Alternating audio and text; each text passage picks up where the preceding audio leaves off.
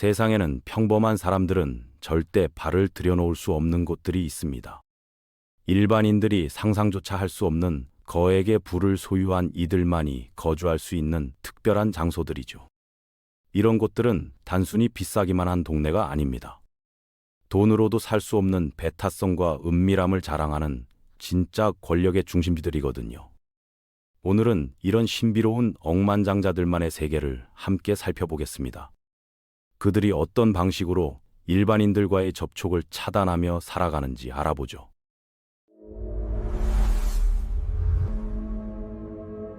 런던 중심부에 자리한 켄싱턴 팰리스 가든은 억만장자들의 거리라는 별명으로 불립니다. 이곳의 평균 부동산 가격이 얼마나 될까요? 무려 3,600만 파운드, 하나로 약 590억 원에 달하죠. 런던에서 두 번째로 비싼 그로스버너 스퀘어의 평균 가격이 2,100만 달러 정도니까 켄싱턴 팰리스 가든은 그보다도 훨씬 더 비싼 셈입니다. 이 지역이 특별한 이유는 단순히 가격 때문만이 아닙니다. 러시아, 이스라엘, 레바논, 일본, 핀란드 등 여러 나라의 대사관들이 밀집해 있어서 외교적 특권의 보호를 받을 수 있거든요. 브루나이 왕족들이나 연간 수입이 20억 달러에 달하는 국제적 재벌들, 그리고 포뮬러1 창립자 버니 에클스턴의 딸 타마라 에클스턴 같은 유명 인사들이 거주하고 있죠. 타마라의 저택은 57개의 방을 보유하고 있으며 핸드백만을 위한 전용 보관실과 1,400만 원짜리 미니 극장까지 갖추고 있습니다. 일반인들이 평생 벌어도 구매하기 힘든 가격이지만 이들에게는 그저 일상적인 생활 공간일 뿐이죠. 더 놀라운 것은 이런 저택들 중 상당수가 실제로는 거의 비어 있다는 사실입니다. 지중해의 작은 나라 모나코는 어떨까요? 영국 소설가 서머셋 모음이 그늘진 사람들을 위한 햇볕 좋은 곳이라고 묘사했던 이 나라는 개인 소득세가 전혀 없고 범죄율도 거의 제로에 가깝습니다. 어떻게 이런 일이 가능할까요? 3만 5천 명의 인구에 무려 520명의 경찰이 배치되어 있거든요. 각 경찰관마다 최소 2년 이상의 특별 훈련을 받았고 이들의 비율은 세계 최고 수준이죠. 2023년 한 해 동안 모나코에서 발생한 살인 사건은 0건, 강도 사건은 단 한 건이었습니다. 대도시에서 자란 사람이라면 도저히 믿기 어려운 통계죠. 그런데 모나코에 정착하려면 얼마나 많은 돈이 필요할까요? 현지 금융 전문가들은 최소한 50만 달러에서 100만 달러의 예치금이 필요하다고 말합니다. 임대료도 만만치 않습니다. 40제곱미터 규모의 원룸 아파트를 빌리려면 한 달에 300달러를 내야 하거든요. 기본적으로 자동차 4대 주차할 수 있는 공간만한 크기인데 매달 자동차 한 대 값을 지불해야 하는 셈이죠. 현재 모나코 거주자 10명 중 7명이 백만장자이고 56명 중 1명은 3천만 달러 이상의 자산을 보유하고 있다고 하니 정말 놀랍습니다. 모나코에서 태어난 일반 시민들의 평균 월 수입은 3,400유로 정도입니다. 그런데 부동산 가격은 평방미터당 52,000유로니까 현지인들로서는 집을 사는 것이 거의 불가능에 가깝죠. 맥스 베르스타펜, 샤를 르클레르, 루이스 해밀턴 같은 포뮬러1 드라이버들에게는 아무 문제가 되지 않지만요. 이들은 세금 혜택을 받기 위해 모나코에 거주지를 두고 있습니다. 사우디아라비아가 추진하고 있는 미래 도시 네옴은 어떨까요? 5천억 달러라는 천문학적 예산이 투입되는 이 프로젝트는 더 라인이라는 별명을 가지고 있습니다. 폭이 200m에 불과하지만 길이는 170km에 달하는 직선 형태의 도시거든요. 에펠탑을 옆으로 눕혀 놓아도 들어가지 못할 정도로 좁지만 길이로는 부산에서 대구까지의 거리와 비슷하죠. 처음에는 900만 명이 거주할 것으로 계획됐지만 지금은 30만 명 정도만 정착할 것으로 예상됩니다. 위성 사진으로 확인해보면 아직까지는 사막 그대로의 모습이고 전문가들은 2030년까지 전체 계획의 1%도 완성되기 어려울 것이라고 전망하고 있어요. 그럼에도 부동산 판매 사이트들은 벌써부터 원룸 아파트를 월 1만 달러부터 시작한다고 광고하고 있습니다. 아직 존재하지도 않는 집에 대한 예약 판매가 시작된 것이죠. 두바이의 인공섬들은 어떤 상황일까요? 팜 아일랜드와 더 월드라고 불리는 이 인공섬들은 원래 300개의 작은 섬으로 구성된 초호화 주거단지였습니다. 많은 섬들이 요트나 헬리콥터로만 접근 가능하도록 설계됐죠. 그런데 지금은 절반 정도가 미완성 상태로 방치되어 있습니다. 가장 큰 문제는 바닷속 모래를 퍼올려서 섬을 만들었다는 점이에요. 유일하게 사람이 살고 있는 팜지라는 매년 0.5cm씩 가라앉고 있습니다.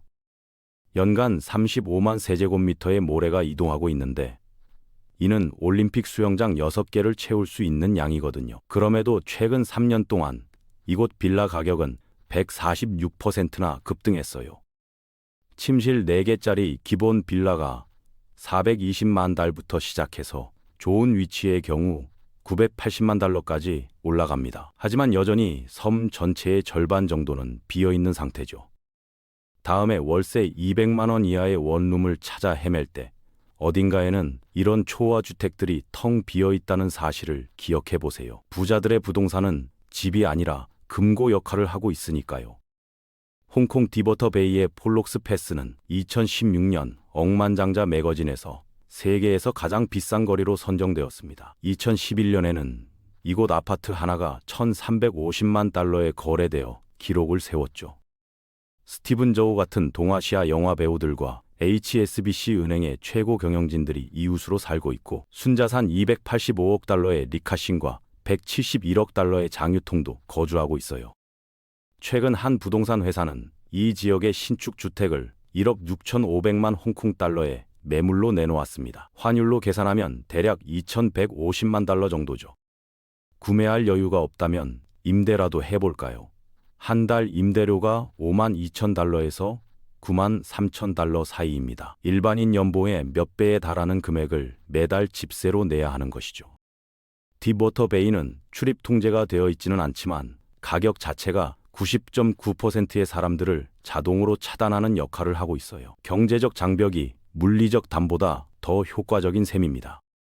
플로리다의 피셔 아일랜드는 2025년 기준 미국에서 가장 부유한 우편 번호를 자랑합니다. 주택 매물의 중간 가격이 1,230만 달러에 달하죠. 그런데 이곳의 진짜 특별함은 가격이 아니라 접근성에 있어요. 정말 부자가 아니면 아예 섬에 발을 들여놓을 수도 없거든요. 이 섬으로 들어가는 유일한 방법은 요트나 전용 페리를 이용하는 것뿐입니다. 마이애미 부동산 회사 CEO 아이작 톨리다노는 섬 거주자가 아니거나 손님 명단에 등록되지 않은 사람은 절대 들어올 수 없다고 명확히 말했어요. 줄리아 로버츠, 오프라 윈프리 같은 유명 인사들이 최근 이곳에 집을 구입했습니다. 216에이커 규모의 섬에 총 800가구 이상이 살고 있는데 가장 놀라운 점은 대부분의 주민들이 여기서 1년 중 절반도 살지 않는다는 사실이에요. 수천만 달러짜리 섬집이 실제로는 별장이나 투자용 부동산인 셈이죠. 피셔 아일랜드 클럽은 회원 전용 시설로 미국에서 몇 안 되는 사설 해변 중 하나를 보유하고 있습니다.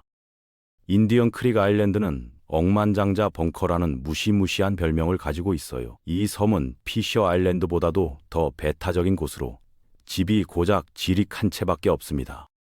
제프 베조스가 2억 4천만 달러 이상을 들여 인근의 저택 3채를 연달아 구매하면서 이 지역의 명성이 더욱 높아졌죠. 빈 땅조차 2억 달러에 거래될 정도니까 그 수준을 짐작할 수 있을 거예요. 톰 브래디, 이방카 트럼프, 아드리아나 리마, 월스트리트의 전설 칼 아이칸 등이 모두 이곳 거주자입니다. 이 섬은 마이애미에서 24km 정도 떨어져 있어서 부자들이 사우스 비치에서 식사와 파티를 즐긴 후 평민들을 만나지 않아도 되는 집으로 돌아갈 수 있어요. 인디언 크릭 아일랜드는 주민 보호를 위해 지키고 봉사한다는 모토를 사용합니다. 주민 89명에 대해 경찰관 19명이 배치되어 있고 해상 순찰대까지 무장하고 있죠.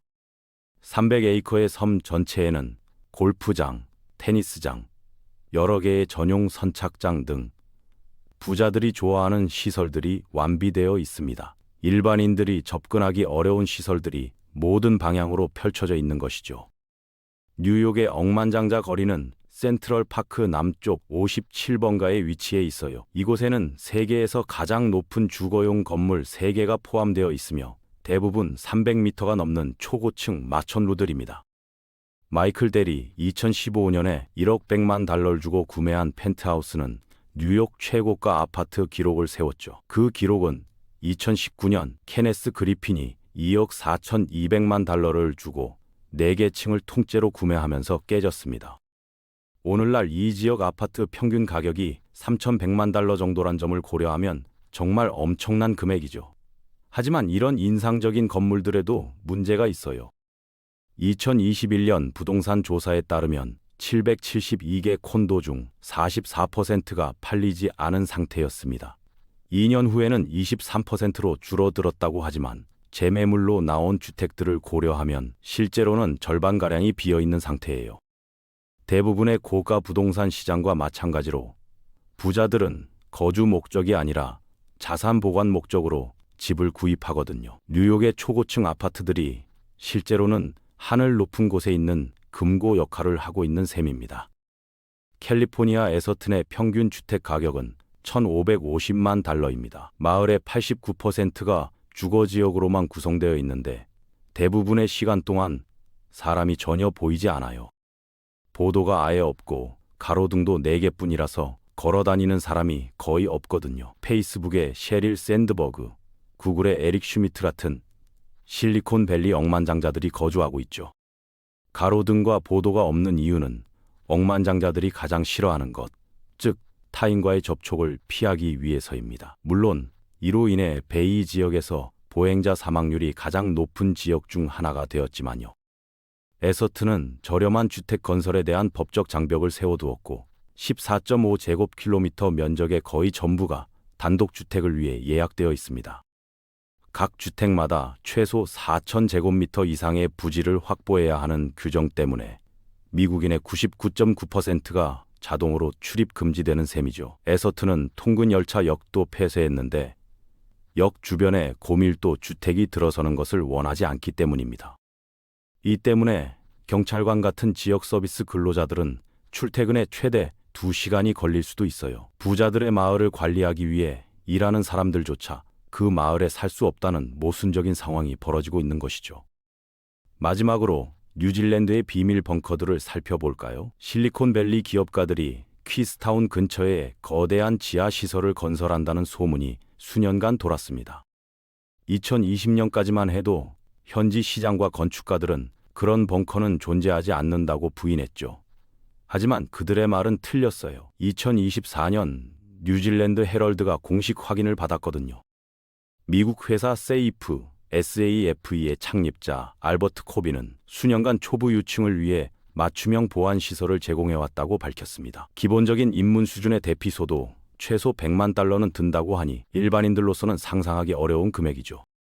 이런 벙커들을 차갑고 축축한 콘크리트 방으로 생각한다면 큰 오산입니다. 라이징 S 같은 회사들은 볼링장, 영화관, 체육관, 사격장, 온실을 갖춘 1,200제곱미터 규모의 벙커를 건설하거든요. 억만장자들이 세상을 망친 후에도 영화 감상과 볼링을 즐길 수 있도록 말이에요. 어떤 상황에서든 자신들만의 특별한 공간을 유지하려는 그들의 의지를 보여주는 대목입니다.